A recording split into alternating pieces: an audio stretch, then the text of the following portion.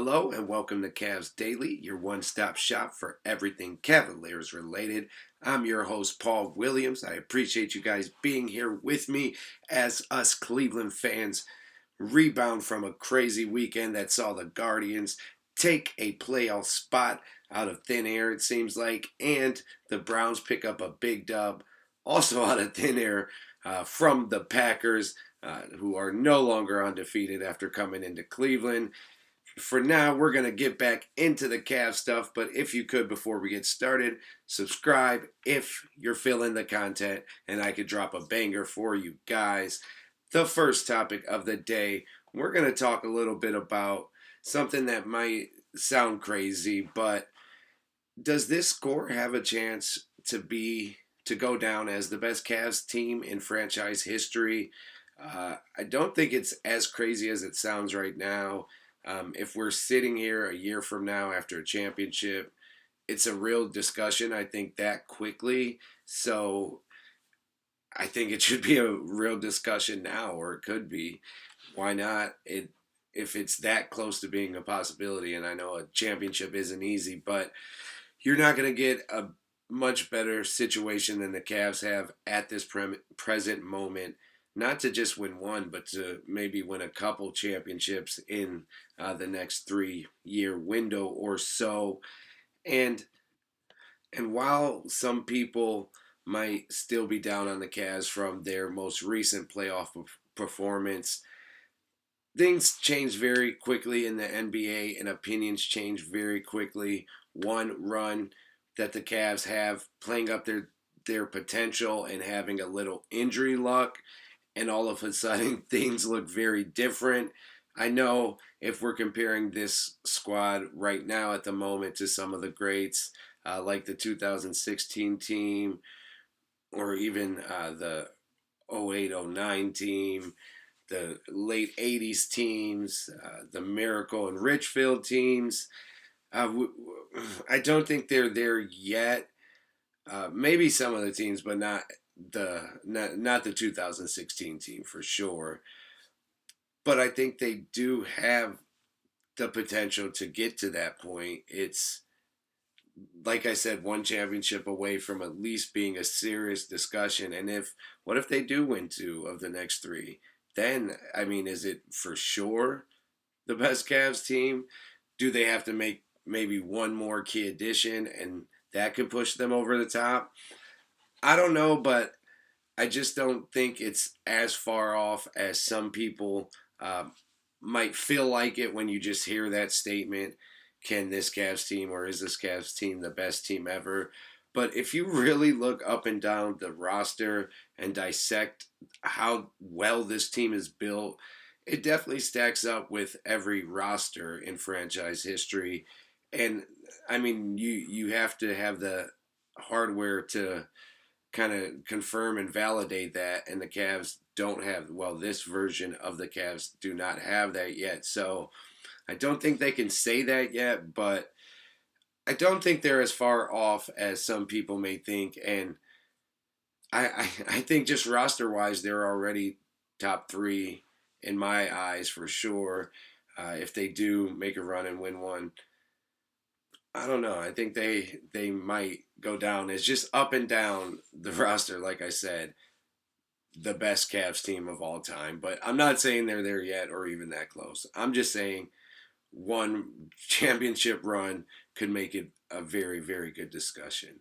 Now, since we're on a topic similar to that, can the Cavs make a championship run? Can they make two? Can they make three with this current core, or at least a close and similar rendition of this core? I mean, one guy may come in and out.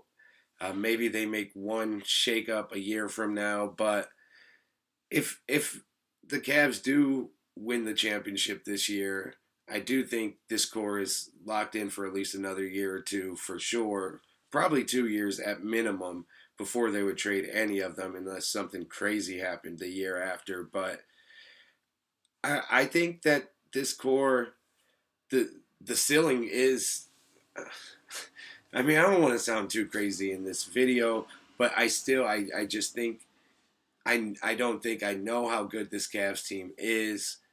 I know how talented they are, and I know how NBA teams and NBA champions are built. And it takes trial and tribulation. It takes going through the heartbreak and the disappointment, and they should have and they could have, and learning from that. I mean, it sucks, and no one wants to go through it. But if you really look at the history of the NBA, more times than not, the NBA champion wasn't formed in a year or two, usually. It took time for them to gel and learn from why they didn't make it in a year or two, why they couldn't get to where they needed to be. And I mean, the Cavs are in that phase right now, and maybe this last playoffs after an amazing regular season, maybe they're ready now. Maybe they take that next step like OKC did last year, or Boston did the last year before, or Denver did, or Milwaukee did, or any of these last seven champions who have all been different teams. Each one of them didn't win right away. They had heartbreak, and they had off seasons where their fan bases were down on them and wondering if they should split up their core. So it's not as far off as it may seem for the Cavs to, with this core, to still be able to go on like a dynastic run where they win two of the next four championships, or three in 5 6 years. If they could win that one, I think with this core and how well they play together and how much they like each other and how well our franchise is ran and the front office executes, I think they could keep this thing going for a while. So I I think two championships in the next 4 or 5 years is truly realistic. And I mean, anything beyond that, of course, is a dream, and you can never count on that or predict that. But I do think this is a championship core that's really just hitting their stride.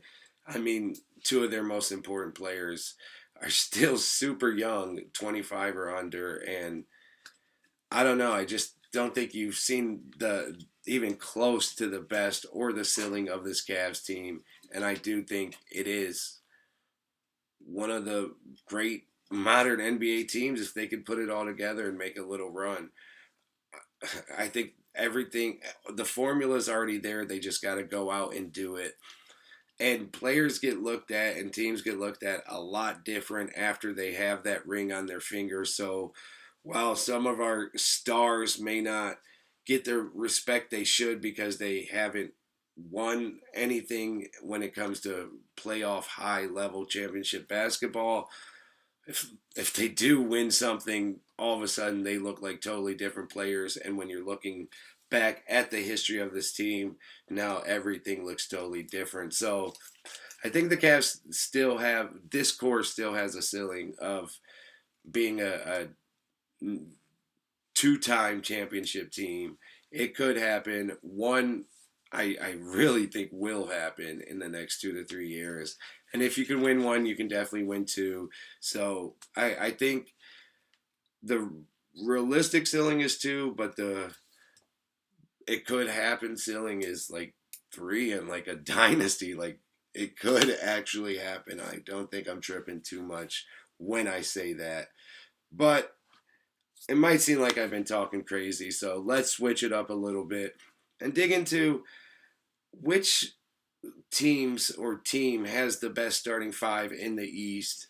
I mean, you probably know what I'm going to say, and I don't think that's being biased. So before I say it, let's look at some of the other teams that I guess would be contenders for something like this.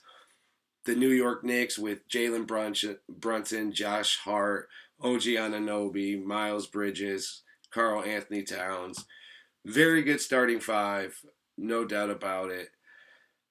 Kind of weird fit starting five that showed last year, and they even switched it up in the playoffs and uh, put Josh Hart on the bench for a couple games.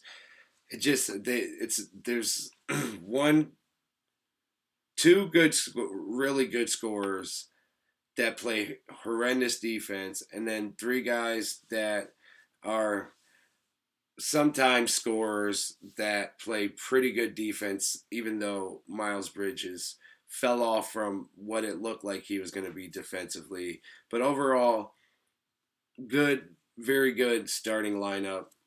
I mean, I'd say they have the second best in the East if I'm ranking them or if my rankings matter. Another one of the, I guess, top starting fives, at least projected going into the season. The Hawks with Trey Young, Dyson Daniels, Rissa Shar, the rookie from last year, Jalen Johnson, and Porzingis. That's another pretty solid starting five. I don't think they're up there with the Knicks or the Cavs, but a good playoff caliber starting five if they gel together and can stay relatively healthy. Detroit with Cade Cunningham, Ivy, the Thompson twin, Tobias Harris, Jalen Duran.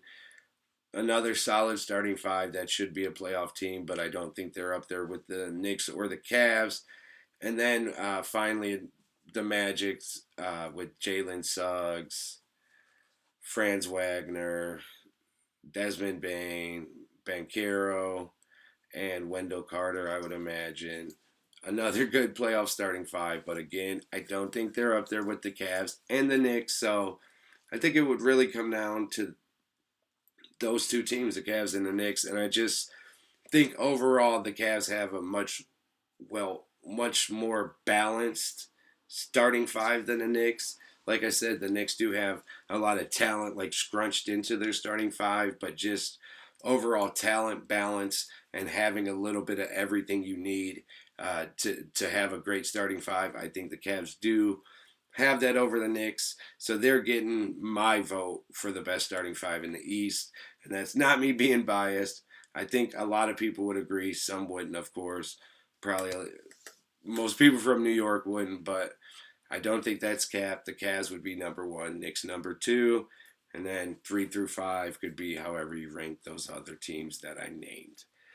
Now, to wrap things up today, we're going to get into a little bit of news just from around the league. Uh, First of all, we'll start off with just some of the ex-Cavalier Iman Shumpert comments, talking about playing with LeBron and having to be kind of stuck in a 3-and-D role and the pressure of being LeBron's teammate. And I do understand that. I've heard that from numerous players, both on and off the record throughout years and years of LeBron's career. So I don't think he's like lying totally about that, but it also is kind of silly that the team and the situation that really made your career what it was, got you paid the most, got you a ring on your finger. Um, I don't know. You could feel how you want to feel, I guess, but I don't know. I never really loved Iman Shumpert anyway, so he talks a lot, and that's what he said. I guess his feelings are valid, but we're not really worried about that over here. Now, in some much more important news as far as right now in the NBA goes, Houston point guard Fred Van Fleet has suffered a torn ACL and will be out for the season, which is a huge blow to a Rockets team that were top five in odds to win the whole thing. Just bringing in Kevin Durant, they had the highest hopes they've had in years, and that's a huge loss for them. Their guard depth was already, at least to me, a little suspect, and now it really gets scary. You're going to be relying on some guys that don't have a ton of like real valid experience playing big minutes on a contender at the NBA level. So I don't know. I think I already had Denver over Houston, behind OKC, or honestly, right there next to OKC. But now I think this for sure validates that it's OKC and Denver probably top two right now in the West. And yeah, that just sucks for Houston. That was one of the pieces they really couldn't afford to lose. And to wrap the NBA tidbits topic up, the Golden State Warriors according to Mark Stein, are going to be bringing in Seth Curry, brother of Steph Curry, so they could play together for the first time after years of going against each other, in not just in the NBA, but their entire life, I guess. But the Warriors will be signing Curry as soon as the Jonathan Kuminga saga is over. So look for Seth and Steph to be teaming up, and they're also rumored they're going to be adding Melton once the Kaminga stuff is all done, and possibly Horford as well. So Golden State seems like they're trying to make one more push and keep Steph Curry happy, and I guess that's just what you do with superstars. Uh, we got ours over here, and we did the brother thing as well, so I guess I understand it.